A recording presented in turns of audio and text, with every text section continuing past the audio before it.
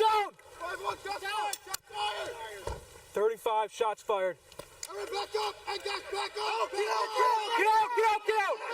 You're covered! Get out! You guys good? Chase, get up and run! Get up and run, Chase! Back!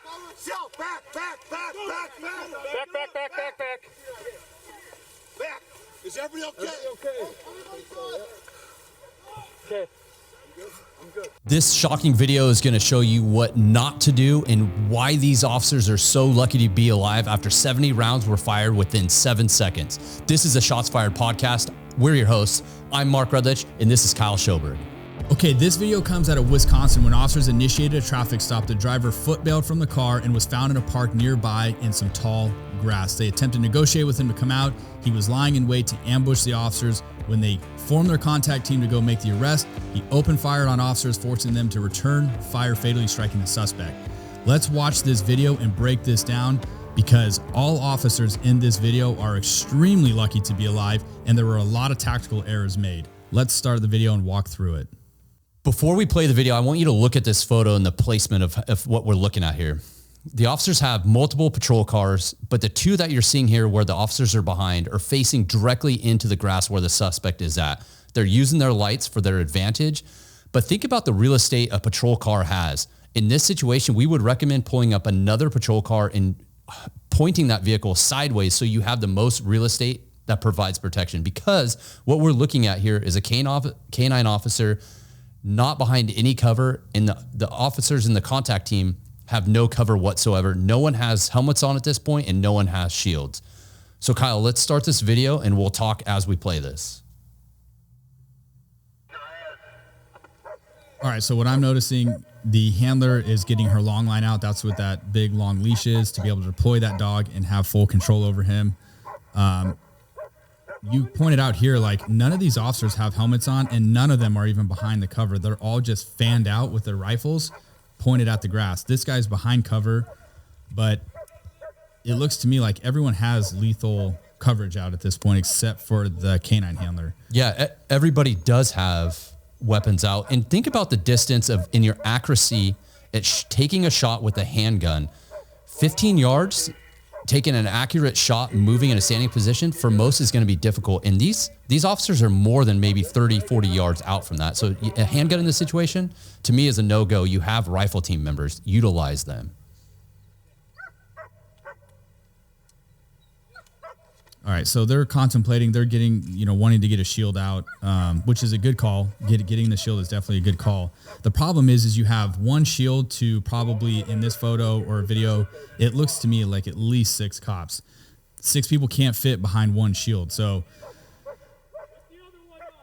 they're still trying to negotiate with him to come out of the grass. He's actually yelling at them to come get them, or to come get him, because he's been injured. And right off the bat, to me, that just spells ambush. I mean, look, guys, as a cop, you have to pick up on those little red flags, because if that guy was that injured and wanted medical attention, he could very easily crawl out of that grass, and he chooses not to. So if I'm there, I'm probably already assuming in my head this could be an ambush. Yep. And okay, look at this. This officer has a shield. That guy needs to be up front immediately providing cover for those other officers, or at least put the shield up front and set it down. What you're also listening to is someone on the loudspeaker give commands, and it is a very clear audio. But then you also have another officer that you're hearing in the background give a slightly different command, saying, come out, crawl out, lay on your back, put your hands up. Someone else is saying, walk out. He's getting conflicting commands at this point. Let's talk about a contact team. Right here, you have plenty of officers. Someone needs to be taking control and assigning some roles and responsibilities. Every officer that we see at this point, with the exception of the canine officer, has a gun out. Handguns are not necessary in this situation. You have lethal cover, which are the rifles. They need to designate some less lethal options, and also some officers that have the responsibility of hands. Should the suspect come out, they have the ability to control that person. Okay, so right here, you have what you just talked about, which is now the contact team going up to actually contact the suspect. So being from a prior handler, the handler's in the background, because I'm thinking she thinks that at this point she still can't use her dog, but the dog is there just in case it is needed. So she's kind of hanging out in the back. But to your point, the guy with the shield, his responsibility is the shield, and he actually pulls his handgun out. There are so many cops out there that like to use their handgun when utilizing a shield. And, you know, we've had plenty of discussion about, like, if you're the shield guy, your responsibility and your role is the shield guy. The folks to your left and to your right of you are your lethal cover. So the tighter you can get in behind that shield and provide lethal cover over top of the right and left shoulder of the shield guy, that's your role as a shield guy. Like, you're the body bunker, and these guys are ultimately your lethal cover. And I say that because it's been proven that if you're holding a shield with one hand and you've got a gun in the other, and you take a round and that round hits that shield, you're probably going to be, your arm is probably going to get broken or severely hurt, and you're not going to be able to hang on to that shield. Two hands makes it better. It's more sturdy. So these guys decide to make the approach. And again, none of them have their helmets on. So let's just keep watching. All right. As you're pressing play and these officers are moving up, I do like the fact that they're communicating and they're talking about moving from one position to another to utilize the more light. Here's the part that I don't really like is look at the distance between the front of the patrol car for the cover to where these officers are at this point. I mean, that's quite a distance to cover with no protection. So I would recommend moving a patrol car up with them. And if you're in this position, you have to make that movement and you can't move the patrol cars. Maybe the grass is wet and they could be stuck. Who knows? Maybe think outside the box and have a whole different contact team come from way around on the other side and sneak up and then provide some type of a distraction the other direction. So the suspect is looking away from where your actual contact team's coming from. Yeah. I just can't think of a good reason why these guys are just walking up like that as the contact team. It's almost like they're walking up to make the contact, but then they stall at the same time to maybe give him commands. I'm not sure what is going on right here, but it's to their disadvantage doing what they're doing. I mean, you're right. They've got zero cover, and it doesn't even look to me like their plan was to even immediately go hands on. Like, I don't know what's going on right here. Well, you can play it, but we watched all the body cams and there was no discussion of you are hands, your voice, you're lethal, you're less. There was no discussion of actual roles in this. Okay. And here's what makes me sick. Yeah. That's hard to watch. This is 35 okay. shots fired. They open fire from how far away do you think that is? 40 yards. So 80 feet, maybe at least. Okay. So that is crazy to see that the officers in the back are firing in the same direction as the contact team. Look, if you're going to provide cover like that, you have got to have the discipline that when the contact team moves up to contact the suspect, and if something happens, which it does, you have to rely on them to take care of the threat. Yeah.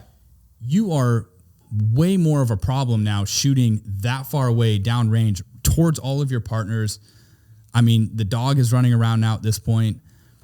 I don't know how, I really don't know how any of them didn't get shot like that. It honestly blows my mind. To me, it just comes down to just total lack of discipline. Yeah. Communication. It is. Let's play it, but that is scary to watch. It's cringeworthy. Other body cameras show officers on the other side of the patrol car, and you could see the other officer behind him, and that to the right on the screen, and that officer actually fired as well. It's very hard to watch this. These guys, they are so lucky. They're incredibly lucky. And they fired 70 rounds within 7 seconds right there. They're backing up and they're retreating out of this point, which is a good move. You got to get back to cover, but look at the distance again that they're having to cover, and you can hear one officer yelling out, which I think is a good move. Is everybody okay? But you can hear one officer in the background say, "We're all okay," but you don't know that everybody's okay. It's only been about 6 seconds. You don't know the officers are not injured or hurt at all, or a dog. Like you should not be answering that question for other people. So one thing I will give these guys credit for is they're actually not panicking. They're not freaking out. They're not screaming on the radio. They actually hold their composure. Maybe they're in a bit of shock about what just happened, probably. But the fact that all those rounds just got fired, the suspect shot at them. I mean, I will give them that they did keep their composure. Yeah.